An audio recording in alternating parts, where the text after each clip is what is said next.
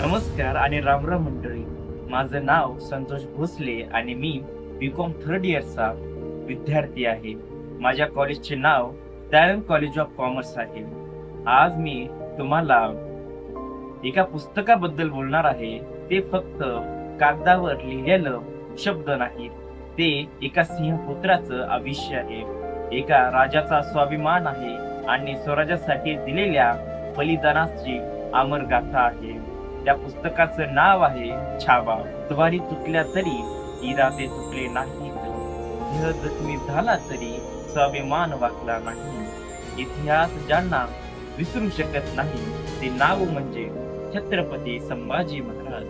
ते नाव म्हणजे छत्रपती संभाजी महाराज.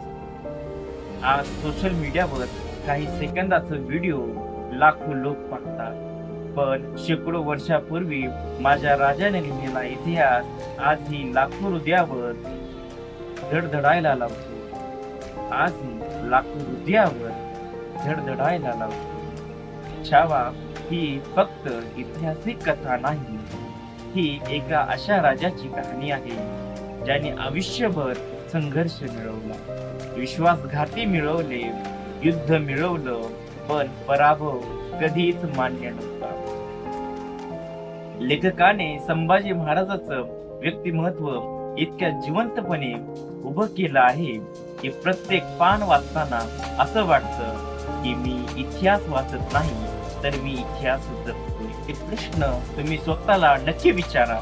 आपण छोट्याशा अपयशाला खचून जातो, मग ज्याने आयुष्यभर संकटाचा सामना केला तो किती महान.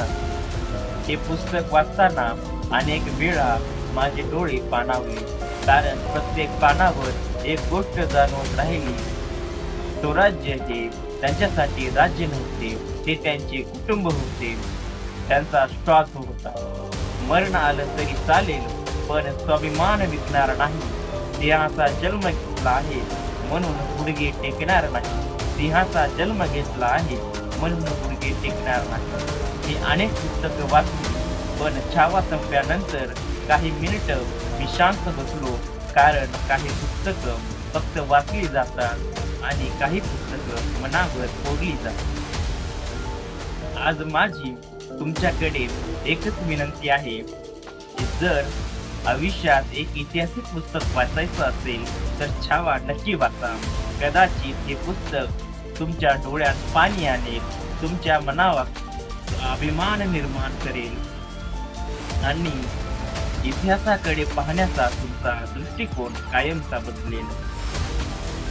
ज्यांच्या रक्ताने स्वराज्य फुललं, ज्यांच्या त्यागातून महाराष्ट्र घडलं, ज्यांच्या रक्तातून स्वराज्य फुललं, ज्यांच्या त्यागातून महाराष्ट्र घडलं, त्यांना शब्दाने नाही, त्यांना शब्दाने नाही तर नतमस्तक होऊन अभिवादन करतो, नतमस्तक होऊन अभिवादन करतो.